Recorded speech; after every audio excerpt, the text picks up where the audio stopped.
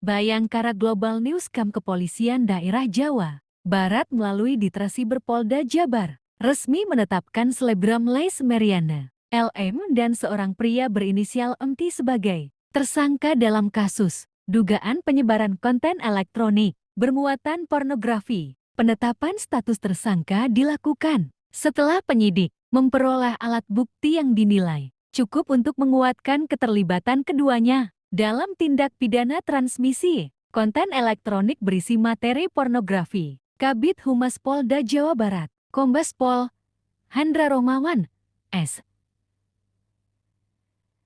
K.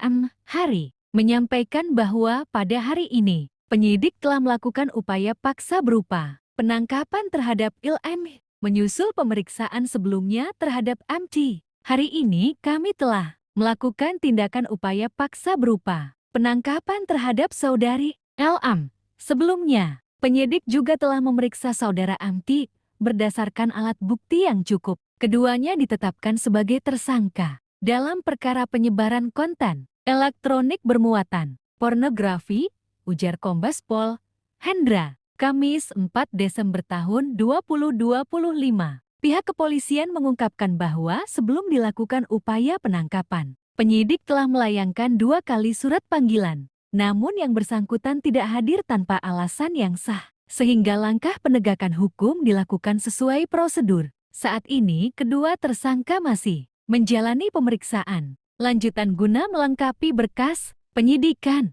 Sementara terkait status penahanan, penyidik masih mempertimbangkan hasil pemeriksaan dan unsur pemenuhan syarat objektif maupun subjektif sesuai KUHP. Untuk keputusan penahanan, penyidik masih melakukan penilaian. Tahapan saat ini adalah pemeriksaan lanjutan dan pendalaman materi kasus. Tambahnya, Polda Jawa Barat memastikan proses hukum berjalan secara profesional, transparan dan sesuai ketentuan perundang-undangan. Bandung, 4 Desember tahun 2025. Dikeluarkan oleh Bid Humas Polda Jabar, Fani.